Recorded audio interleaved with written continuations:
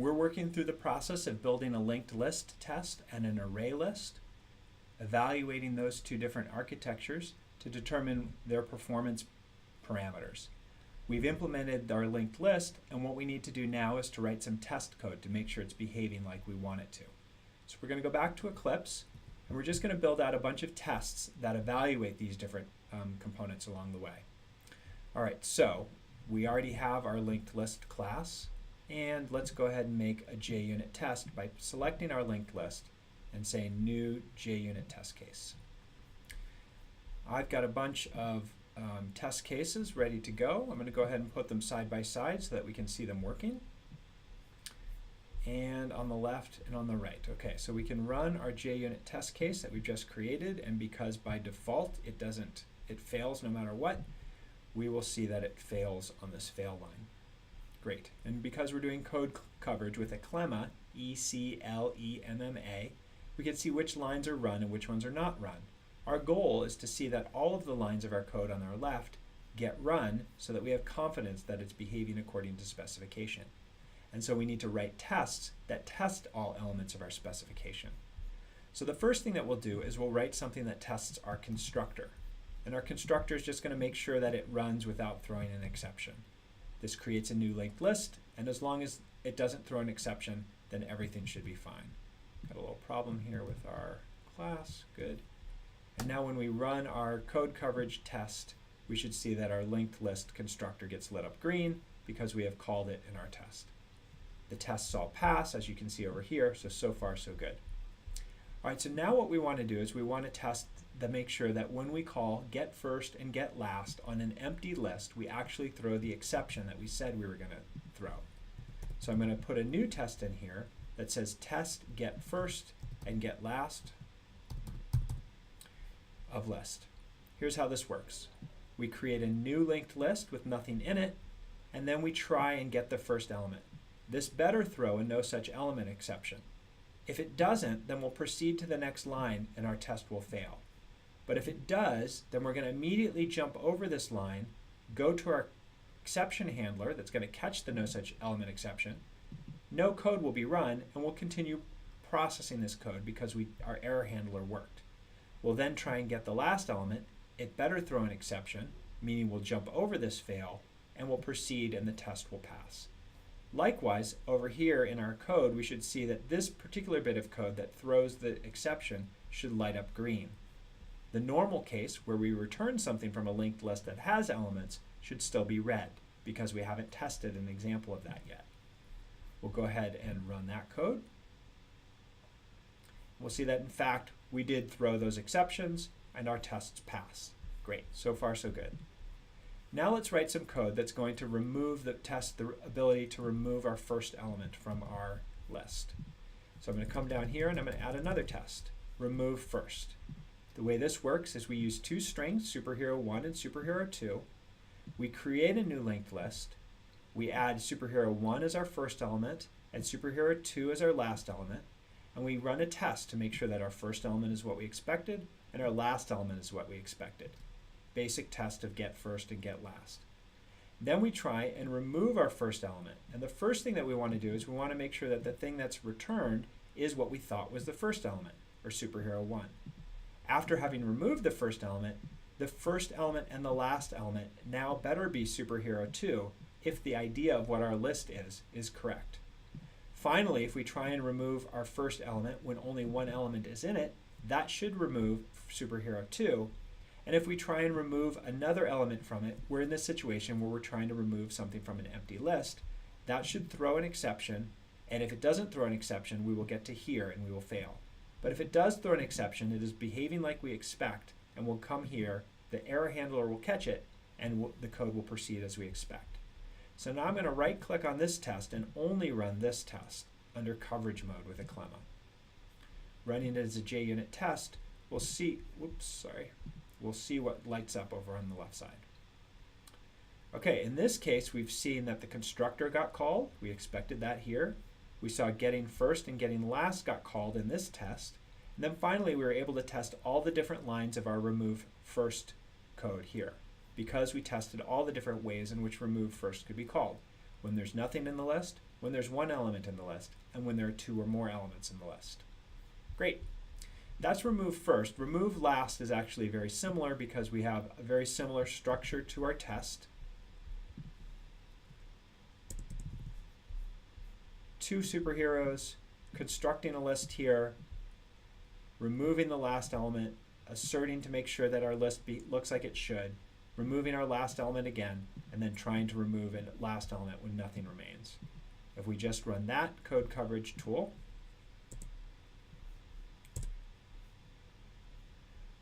we'll see that in this case, all of remove last gets colored green, indicating that we've run all those tests. So far, so good. Now we need to add some code to add things to the beginning and add things to the end. We'll add these two tests at the same time.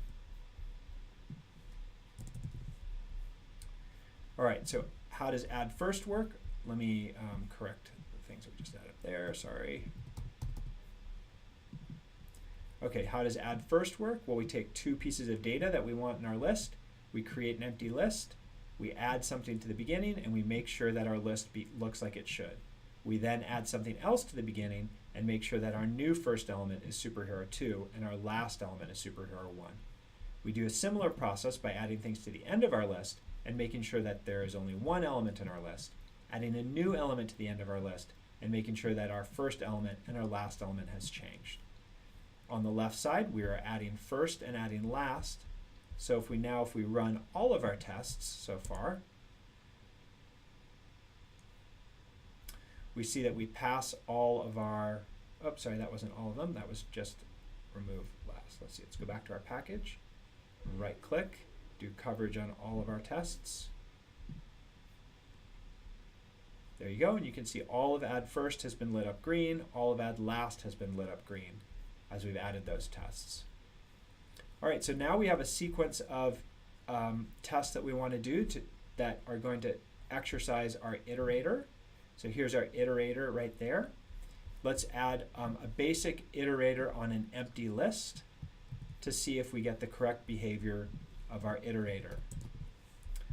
Our iterator on an empty list will create a list. We will ask a list with nothing in it. We'll ask for an iterator over that list with nothing in it. We'll make sure that our iterator isn't equal to null. Make sure that that didn't happen. We'll make sure that it doesn't have a next element because this iterator has nothing in it. Finally, we'll try and ask for the next element even though it doesn't have one, and if it doesn't throw an exception, then we'll fail. If it does throw an exception, like we expect, then the error handler will catch it and everything will proceed swimmingly. So if we select this test, right click and do coverage as a JUnit test, we should see the basic list iterator code get colored green over here on the left. Our constructor worked well, has next got partially executed, and next got executed down the path that throws the exception. So that's kind of a degenerate case. Let's create an iterator that works over a list of 4 elements and make sure that all the basics of has next and next work appropriately. Here we go. Test iterator on a list of 4 elements. We'll create a new linked list and take 4 superheroes, The Incredibles, Black Panther, Professor Patterson, and Pasquale. We'll add those elements to our linked list in the order that we expect so that 1, 2, 3, and 4 come in order. We'll create an iterator and make sure it's not null. We'll make sure that it has a next and that the first element is superhero 1. It has a next, superhero 2. It has a next, superhero 3. It has a next, superhero 4. And then it does not have a next because we've gotten to the end of the list. If all goes well, we'll see that the iterator has worked this part of the code here, lines 120 to 123. So I'll right click on that and do coverage as a JUnit test. You see that that code there exercises the standard portion of our code for next. All right, now we want to execute add and we want to execute remove. So let's go ahead and get a test that tests our add behavior. We'll test our iterator add, and this code as well is going to have 4 superheroes here, create a new linked list. We're going to create an iterator that's going to transform our list from an empty list to a list that has superhero 1 in it. we're going to do that with add method in our iterator rather than add first. So we'll say I.add superhero1, and then we'll assert that there isn't a next element. Same list, new iterator that gets initialized to the beginning. Starting with a list of 1, we're going to add superhero2 to the beginning of our list. Make sure that it does have a next, and that next element is 1. Reset by getting a new iterator to our list, transforming a list with elements 2 and 1 into a list with 2 and 3 and 1. Same thing, has next, check that it's 2, has next, add superhero 3, has next, check that it's superhero 1. And then finally a similar pattern where we ask for 4 elements in our iterator.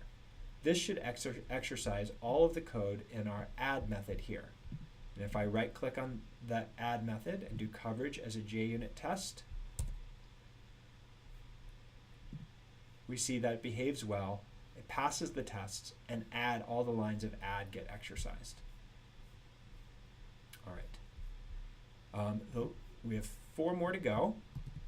Here's one that's going to test the set method.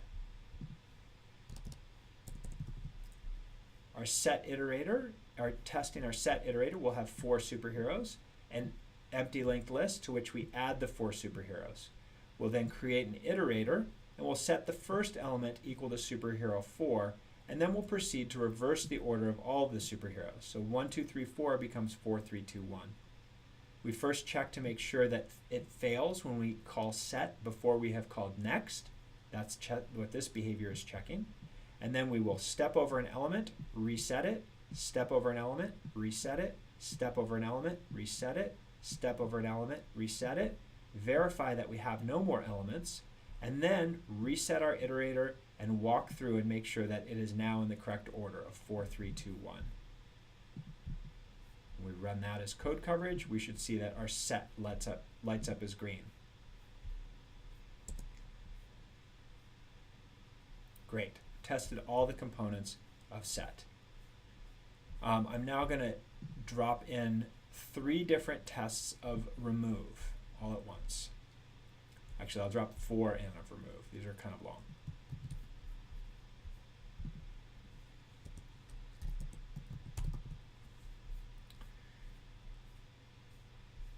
But they mirror each other. All right, so the first one is going to remove the first element of 3 elements in a list. We create a linked list. We add 1, 2, 3 superheroes to it here. We create a list iterator. We make sure that there's a next element and that it is what we expect. We remove that element and make sure that it's equal to what we expected because that was what we just walked over. And then we walk down the remainder of our list, making sure that the rest of the list has not changed. Similarly, in the second remove, instead of removing the first element like we did in this test, we remove the second element here. Continue walking down the list, making sure that it has the structure that we expect it to. In our third test, we remove the last of 3, starting with our iterator at the beginning, making sure that superhero 3, and then superhero 2, and then superhero 1 are in order. Remove the third element, make sure that there are no more elements before we pass this test. And finally, this is an example of a test that's going to remove all 3 elements from our list using the iterator. So 3 superheroes added to our list. We get an iterator, make sure it has a next element, make sure that we fail the first time because we haven't called next yet. We then call next and remove it. Make sure that there is another element, superhero 2, try and remove it and fail because we can only call remove once per next. Okay, so far so good. Call next, that was superhero 2, remove that from our list. Make sure that it has a next, make sure that remove fails because we've removed our element from our previous next one time already. And finally, removing our last element. Now when we run all of our tests, we should see remove, here's remove, and that should be pretty heavily tested. Let's see if I can track down, here we go. We'll run all of the tests from our linked list, rerun them.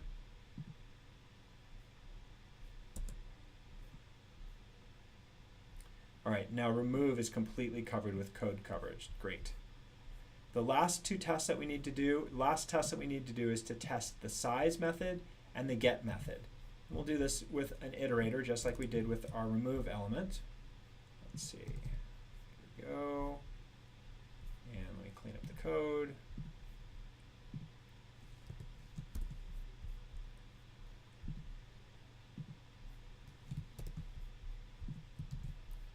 All right, so test size and get, what we're going to do is create a new linked list. We're going to create 4 pieces of data. We're going to first try and get a negative number to test that piece of code. That was to make sure that our get, where's get? Let's see. Okay, here's get. So first we want to check to make sure this piece of code is exercised and run correctly. Then we'll try and get element 0, and we should throw an exception because our list has no elements in it yet. So that's going to test also this piece of code in a different case.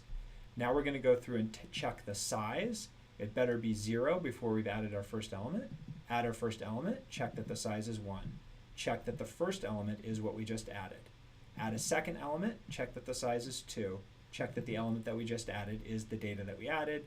Add a third element, check that the size is 3. Make sure that that data remains in our list. Add a fourth element, check that the size is 4. Check to make sure the fourth element is there. Now try and get an element that's off the end of our list, and we should get an exception. Now when we run all of our tests, we should see that size and get are completely covered. In fact, if we walk over our code on the left side, running all of our tests, we almost have complete coverage of all of our code, which is the goal. Sometimes it takes too much time to do all that, but we have a very, very high confidence as we look at this code that it's written correctly because we've exercised all the different features of our code, seen a test, gone through all of them, and it's behaving according to specification. This completes the construction of our linked list architecture of a list interface. Next, what we want to do is create an Arraylist interface and then compare the performance of the two. Thanks for your attention.